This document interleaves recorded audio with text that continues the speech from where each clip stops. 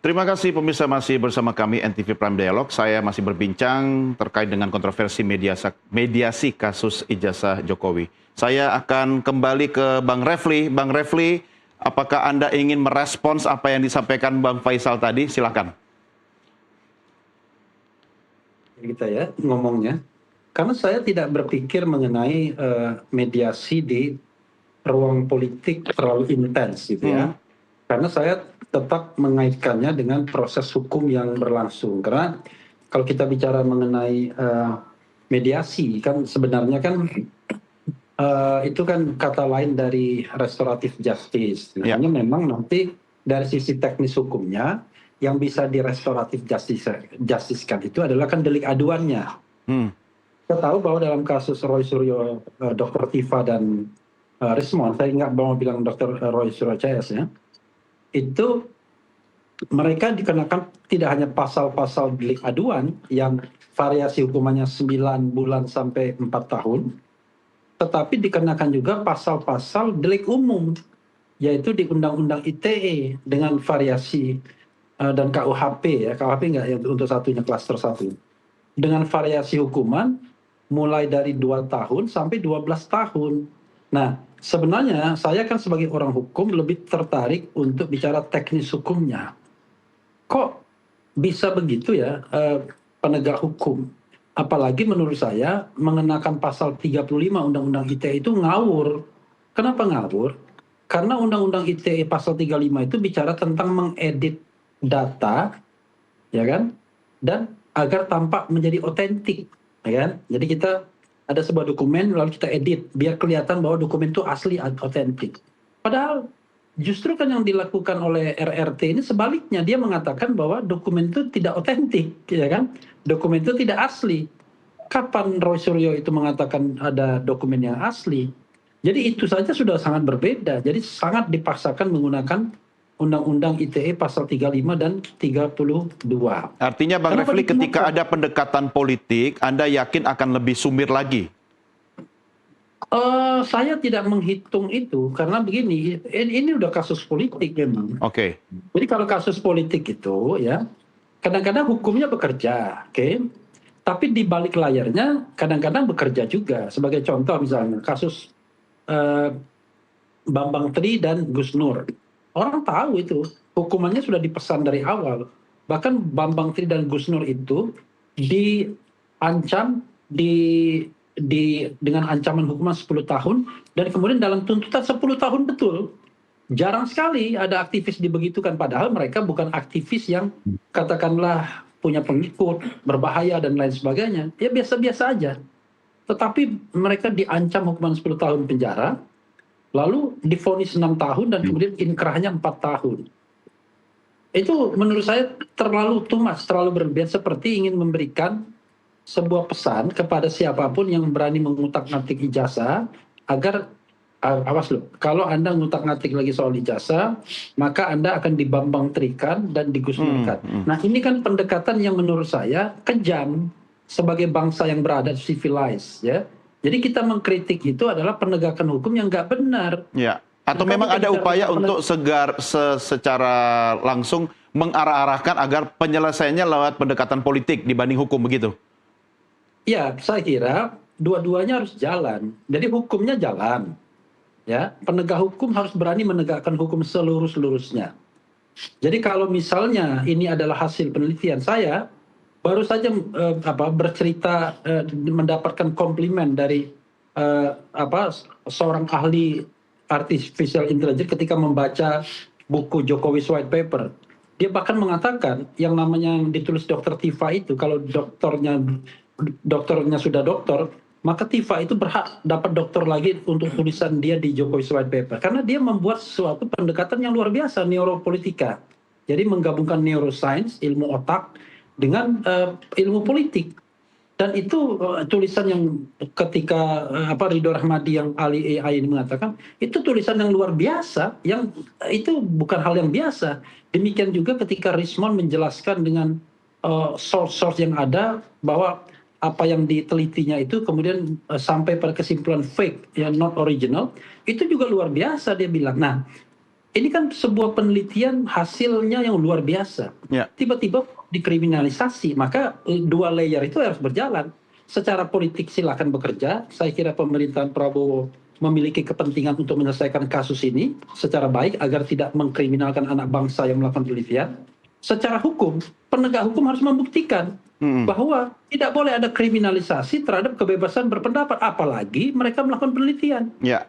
Ya. Kalaupun objeknya itu adalah ijazah Jokowi, itu kan open source. Ijazah itu ijazah public official, jadi bukan dokumen private lagi. Oke. Siapapun berhak untuk mengomentari dokumen-dokumen yang sudah dinyatakan terbuka untuk publik karena sudah digunakan dalam kontestasi pemilihan apapun, wali kota, presiden atau gubernur. Ya. Itu Ya. yang ingin saya sampaikan. Baik, Bang Faisal, komentar Anda, karena kalau kita bicara pendekatannya hukum, saya setuju dengan pendapatnya Dr. Refli, ini bicara hitam putih. Tapi kalau kemudian masuk intervensi atau pendekatan politik, pasti tidak bukan hitam dan putih, tetapi ya bisa abu-abu. Komentarnya. Ya, kalau kita lihat perbincangan atau perdebatan hangat soal kasus Suosi ya, akhirnya Presiden kan mengambil jalan tengah untuk mengambil tanggung jawab, menghentikan upaya untuk masuk ke jalur hukum. Dan ada beberapa kasus juga, sehingga itu kemudian memantik pesimisme publik bahwa ranah hukum di tengah situasi transisi ini dapat mengakomodasi suara keadilan yang diperjuangkan oleh kubu oposisi maupun kawan-kawan. Nah, saya lebih cenderung kasus ini diselesaikan di masalah politik. Karena kalau merujuk kepada apa yang pernah kita lakukan pada zaman SBY, karena saya pada saat itu dengan Pak Masinton dan kawan-kawan, itu menangani kasus Senturi, kami melalui jalur politik. Kemudian kami berujung kepada masalah hukum secara baik. Ya. Nah, ini pengalaman yang bagus yang pernah Ibu Mega lakukan pada saat itu dengan kawan-kawan pada saat menjadi oposisi. Nah, saya berharap Ibu Mega dan PDIP ataupun dengan Pak SBY dengan Demokrat bisa menangkap suara rakyat untuk membuka kembali ruang politik formal di DPR melalui fraksi, membentuk pansus, supaya para pihak yang terlibat, apalagi dia mantan penguasa ya, yang masih memiliki pengaruh, itu bisa mengklarifikasi itu semua. Kedua, kalau kita bicara tentang postur kekuasaan hari ini, kan jelas kompromi antara kubu Jokowi dan Prabowo. Apa berani pemerintah mendorong sebuah proses penegakan hukum yang dapat berdampak merusak harmoni kabinet kompromi itu sendiri. Jadi alasan pendekatan politik dengan menggulirkan pendekatan musyawarah atau mediasi itu dalam rangka menjernihkan dulu kekuatan-kekuatan politik yang baik berkompromi maupun saling berhadapan. Yang selanjutnya juga begini, ijazah palsu ini memang menjadi ruang penggorengan politik yang efektif, yang ada menyangkut motivasi elektoral. Oleh sebab itu berbagai pihak juga berkepentingan, barangkali juga datang dari Jokowi, karena ini kan sengketa satu lembar kertas saja. Kemudian itu membelah suara publik antara kubu Jokowi dan kubu anti Jokowi. Nah, Megawati, PDIP dan Demokrat juga mengambil bagian di ruang ini. Jadi ini ada pengentalan kepentingan dinasti politik yang oleh bahasa publik menyebut isu ijazah palsu itu untuk melanggengkan kepentingan dinasti 2029, pertarungan Gibran, Puan, AHY, dan Prabowo sendiri. Nah, ini perbincangan non hukum ya. Ini dinamika politik yang Tapi apa nggak sulit itu misalnya antara pendekatan hukum dan politik itu kan pasti akan ada ya menangnya yang mana nih, politik atau hukumnya nih? Kalau belajar dari pendekatan Ibu Megawati dan kami pada saat itu menggulirkan kasus Senturi di DPR kan menghasilkan proses hukum yang teduh dan tenang, mampu memecah masalah Senturi kan, walaupun kasusnya tidak menyasar pada level aktor utamanya. Emang soal ijazah Jokowi sebesar kasus Senturi? Karena ini sudah melibatkan elit, kepemilikan itu kan mantan presiden, orang kuat. Kedua, yang menggunakan ijazah yang diduga palsu itu kan partai yang menang pemilu dan sebagai pimpinan DPR. Jadi jernihkan dulu ruang ini, pertentangan ini. Nah, saya sering mengatakan buat kawan-kawan, jangan lagi teriak-teriak mencampur adukan politik dan hukum. Demo-demo pagar DPR, demo pagar Polda, ribut sana ribut sini. Kalau memang ilmiah, mari kita sepakati, kita bikin saja forum 10 rektor atau dari hukum 10 kampus, duduk menggelar sidang akademis lalu membedah secara objektif bahwa temuan ini kan palsu, ini asli. Sehingga ranah akademis itu juga menyumbang terhadap proses penegakan nilai-nilai keadilan di luar pengadilan. Iya, Bang Faisal, terus kenapa harus walk out kalau misalnya ada pendekatan politik kan bisa lewat DPR juga kan? Walk out gimana? Yang ya Bang Refli kan kemudian walk out, artinya ketika Itu sudah diklarifikasi Bang Refli bahwa itu satu pilihan dan pendekatan solidaritas. Oke. Memicu sedikit kekesalan saya kalau Anda solidaritas kepada mereka, terus kami ini bukan sahabat dan teman Anda yang juga punya pikiran yang sama. ya Jadi diperlukan kedewasaan karena disebut pakar, profesor, orang-orang yang terpelajar di ruang publik itu memang harus bertindak bijaksana. Terlebih forum itu kan dalam rangka mencari solusi bukan hanya soal masalah Tifa Roy, tapi ada 1.000 korban dari peristiwa kekerasan demo kemarin tanggal 25 dan 29 yang kini menjadi tersangka dan masuk penjara. Kita juga harus membuka ruang untuk memperjuangkan hak-hak mereka. Jangan sampai 3 orang ini kemudian diperas dalam berbagai provokasi isu yang seolah-olah menafikan berbagai peristiwa hukum yang juga menyayat perasaan rakyat. Nah, forum dengan tim reformasi Polri itu dalam rangka membicarakan hal seperti itu. Sekaligus karena memang kawan-kawan ini berhadapan dengan otoritas kepolisian yang powerful, barangkali tim reformasi dapat menjembatani agar memberikan payung, melindungi hak-hak kebebasan berbicara. Dan jangan lupa ya, saya buka di sini, diskusi dengan tim reformasi dan Tifa itu sudah berlangsung walaupun hanya 1 menit. Ada penyerahan dokumen kan kepada Pak Jimli yang tidak diungkap ke publik. Kemudian ruang itu juga dibuka oleh Pak Jimli. Artinya kalau Pak Refli dan kawan-kawan mau mewakili dan menggunakan forum itu, biarkan saja mereka duduk di belakang, sembari mari kita cari solusi. Tujuannya kan baik, untuk menghentikan intervensi, baik tafsir hukum yang powerful datang dari kekuatan polisi atau kepentingan politik, sehingga 3 orang ini yang tadi dibilang Pak Refli itu bagus. Bisa dicari jalan keluar, jangan kemudian sudah posisi tersangka kemudian dibentur-benturkan dan teriak-teriak anti mediasi. Ini kan sikap-sikap premanisme. Jadi kalau saya marah dasar. itu langsung direspon sama Bang Refli, silakan. Main lempar-lempar aja Doni. Jadi begini ya, kalau soal keluar walk out itu memang itu kan tidak hanya soal solidaritas, tapi soal perspektif ya. Jadi kan kita kan menghargai juga bahwa orang bisa saja berbeda perspektifnya. Iya. Jadi perspektif yang saya pakai itu adalah perspektif hukum, yaitu presumption of innocence. Jadi seseorang tidak boleh dianggap bersalah kalau dia kemudian belum ada putusan pengadilan yang berkuasa hukum tetap. Menolak kehadiran Roy Suryo atau hanya memberikan bangku tetapi tidak boleh berbicara, itu adalah kan penghukuman. Makanya itu menurut saya tidak layak. Sehingga perlu juga katakanlah diberikan teguran komisi ini. Sebenarnya kalau kita lihat itu bukan sikap Pak Jimli. Pak Jimli sendiri sangat welcome sesungguhnya dengan kehadiran Roy Suryo. Tapi ini sikap mohon maaf nih barangkali ya ada oknum-oknum atau segelintir orang di dalam komisi reformasi yang kemudian barangkali tidak siap untuk berdialog buka-bukaan. Tapi saya tidak menunjuk siapa karena ketika memasukkan nama Roy Suryo, kemudian Dr. Tifa dan Rismond, itu Pak Jimli bilang, ya kan terserah, kamu siapapun kamu bisa masukkan. Ya sudah, saya masukkan 3 nama itu. Lalu tiba-tiba malamnya ada dinamika di antara mereka. Jadi menurut saya ada ketidaksiapan. Dan juga unfairness kalau kita mau jujur ya. Kenapa unfairness? Karena RRT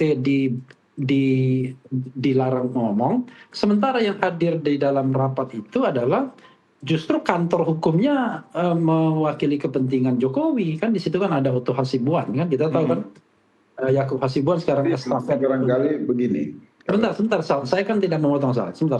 Nah, kemudian ada juga memang otoritas-otoritas yang terkait. Nah, karena itu ya sudah, saya kira kita hormati saja sikap masing-masing. Toh agenda-agenda teman-teman kan juga tidak terhalang. Dan juga seperti yang dikatakan tadi, Dr. Tifa juga sudah memberikan bukunya Jokowi's White Paper kepada 11 orang anggota komisi plus sekjen.